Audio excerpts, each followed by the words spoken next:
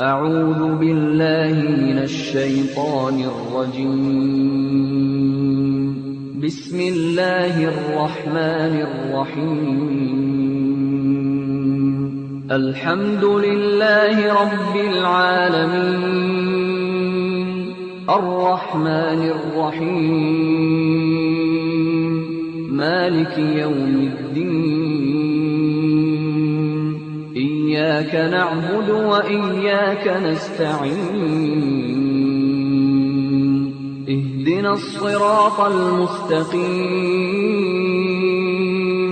صراط الذين أنعمت عليهم غير المغضوب عليهم ولا الضالين.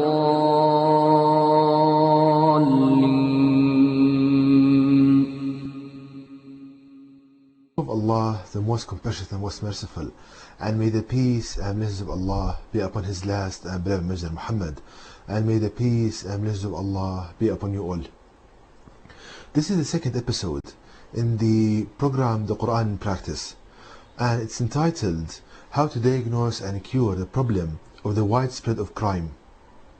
Now, as was the case with the first episode, this episode will be divided into 4 sections. The first section will be presentation for the symptoms of this problem, and the second section will be how to diagnose this problem from the guidance of the Noble Qur'an, the last revelation of Allah, God to mankind. And the third section will be how to cure this problem from the guidance of the Qur'an. And the last section would be the Qur'an in practice, how to implement what's presented in real life scenarios. Now, to start with the symptoms of the problem of the widespread of crime. Now, the widespread of crime in communities, in societies, can be classified by having 3 main symptoms. The first one, the widespread of theft, the act of stealing. And the other one, the widespread of adultery and unlawful sexual relations. And the third symptom is the widespread of killing people unjustly.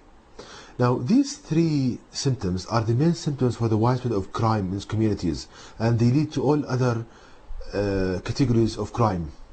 Now, these are the symptoms, and we'll notice that they cause so much pain and torment and despair to an individual and to society. So we see that it's the act of an enemy for people and not a friend, because an enemy wants for you pain, despair and torment.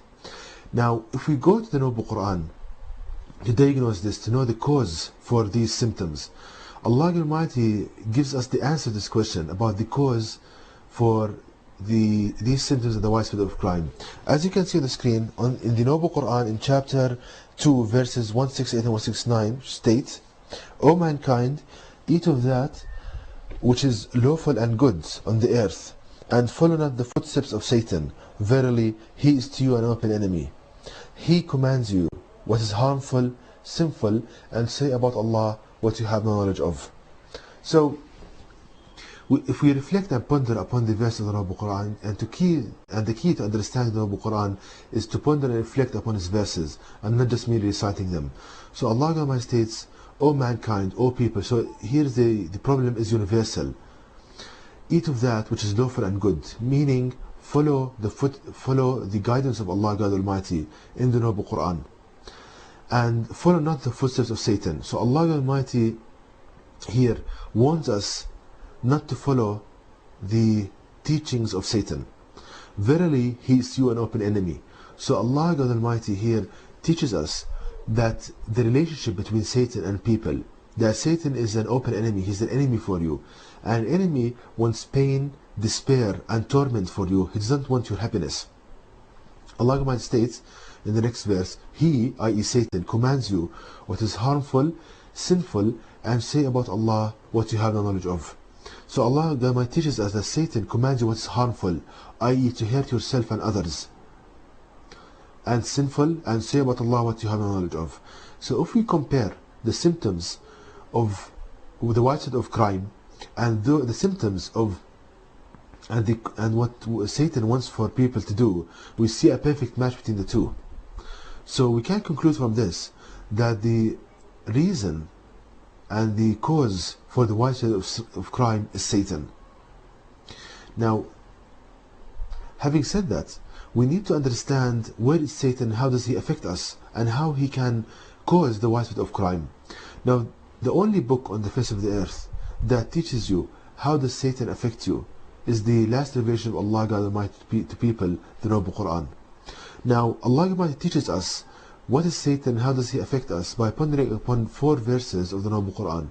The first of which, as you can see, in verse 16 of chapter 50 of the Noble Qur'an, which states, "And indeed Allah God has created man, and he knows what his own self whispers to him, and Allah God is nearer to him than his jugular vein." From this Quranic verse we can conclude that every person has a voice of oneself. This is the voice you speak with, and the same voice you hear in your head when you're thinking quietly to yourself. And that's normal, and that's the voice of oneself. The other Quranic verse to ponder about is verse number 38 of chapter 4 of the Quran, which states, "And those who spend of their substance to be seen of men, and believe not in Allah God and the last day, and whoever takes Satan as a companion, then what a dreadful companion he has." So we can conclude from this Quranic verse that every person has a companion devil, which is a devil assigned to you at birth and stays with you till death.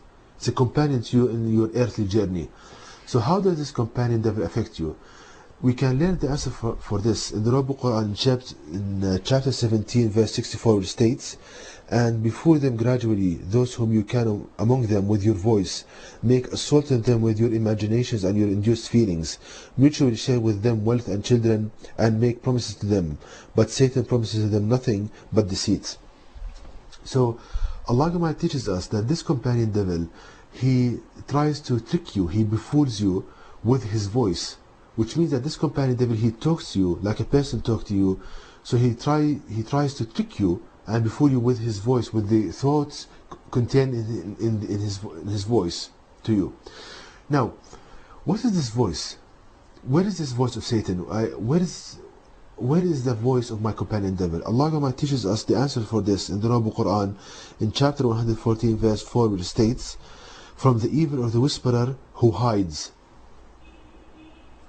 Now Allah Almighty teaches us that your companion devil, he talks to you like a person talks to you, but at the same time he hides from you, which means that he does not want you to feel his presence. So how can he accomplish this?